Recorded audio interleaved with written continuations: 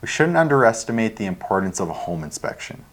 I'll get into that and your latest home prices and insights for York Region for week ending August 23rd.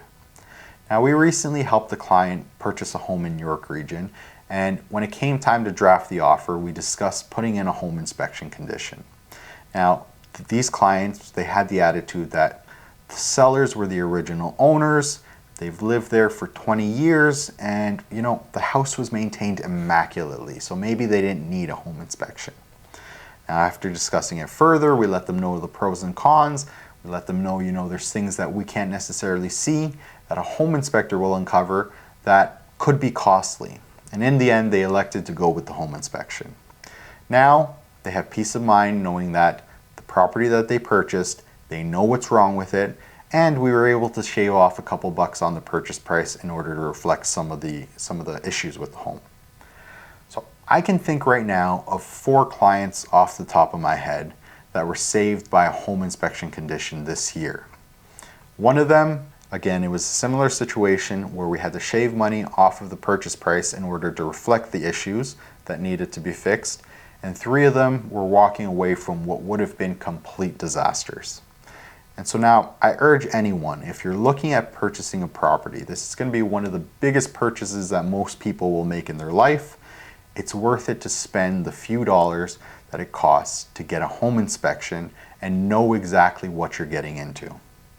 Let's get into the numbers.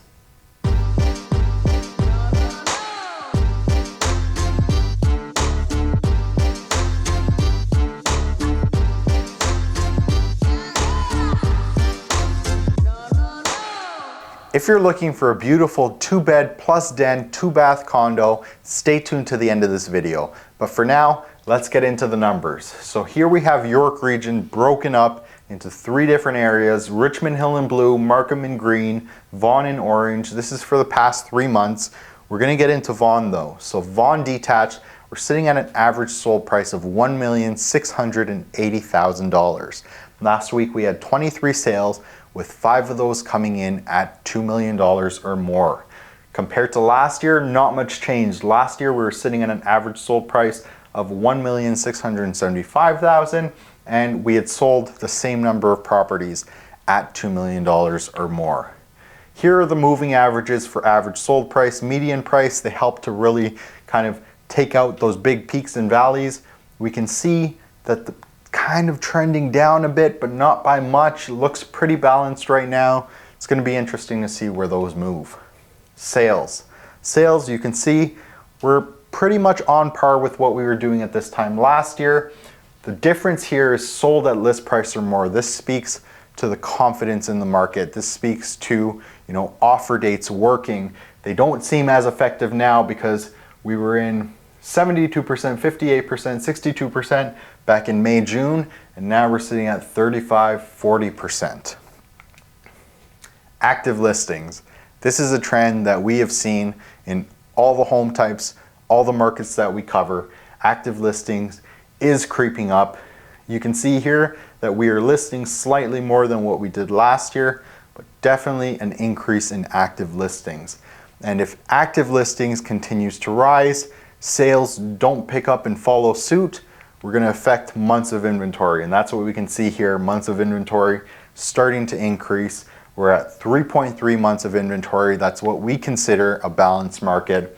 And the difference here you can also see is the days on market. So obviously this is not a perfect metric. Homes get terminated, relisted, stuff like that. But we can see here that back in May, June, when buyers were a bit more aggressive, we had 10, 11 days on market. Now we're in the high teens. So something to take note of. Richmond Hill, average sold price of $2,319,000. We had 12 sales last week, and a third of them came in at $2 million or more. And when sales are that low, especially with 33% of these homes coming in at $2 million or more, it's really going to skew the average price. But compared to last year, 23% higher than we were last year with the same amount of homes sold at $2 million or more. If you look at the moving averages, you can see average sold price, median price, it looks like they're trending up a bit. So will follow that one for sure. Sales are low. I've been saying that for every single home type, every single video. Sales are low. We're again on par with what we were doing last summer, but again, we have the same issue that we had in Vaughan here, where sold at list price or more back in May, June was much higher than we are now. Again, offer dates not necessarily working as well as they did back in the past few months. So listings here, we had a pretty big spike in listings for last week. We had 55 new listings last week. And again, you can see same story. Active listings is increasing. And again, if sales don't pick up the pace, months of inventory goes up. So right now we're sitting at 5.4 months of inventory, which would put us in what we consider a buyer's market. Definitely feels like it. And you have an average days on market of 18. Again, much higher than where we were back in May, June. Markham, we have an average sold price of $1,827,000. Again, you can kind of see the decline in sales. We had 17 sales, 6 of them coming in at $2 million or more. If we look compared to last year, we're actually 9% higher than we were at this time last year, selling double the amount of homes at $2 million or more. Moving averages here, you can see those have been pretty stable.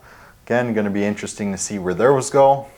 And sales, again, summer months. Is this because of summer? Is it because of all the interest rate hikes? You know, probably a combination of both, but sales are low. Here we do see though, sold at list price or more. This is much higher than the other two areas. So back when buyers were a little more aggressive in May and June, we were in the 80s, 70s. Now we're at 60%, which again, there's competition on some of these properties. Active listings, we can see slowly but surely active listings is starting to grow. Again, on par with what we did last year, but we have been listing more throughout the past few months in Markham this year than we did at this time last year. And with that, months of inventory sitting at 3.3 months of inventory. Again, what we consider a balanced market, and average days on market sitting at 16. Again, close to just under double of what we were at just a few months ago. York Region condos. This is one of the lowest average sold prices of $650,000. This is actually the lowest that we've seen this year. So we had 27 sales, none of them came in at $1 million or more. Compared to this time last year, we're 10% lower than we were at this time last year. And this time last year, we had sold 2 at $1 million or more. Moving averages for average sold price and median, we can see they've been kind of steady, but now they're starting to taper down a bit.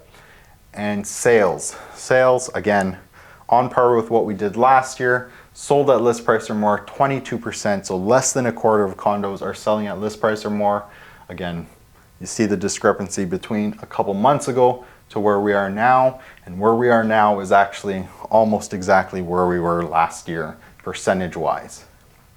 Same story, active listings is growing, and it seems to be growing actually a lot more quicker than it was in some of the other home types. We can see here that we've listed more than we did at this time last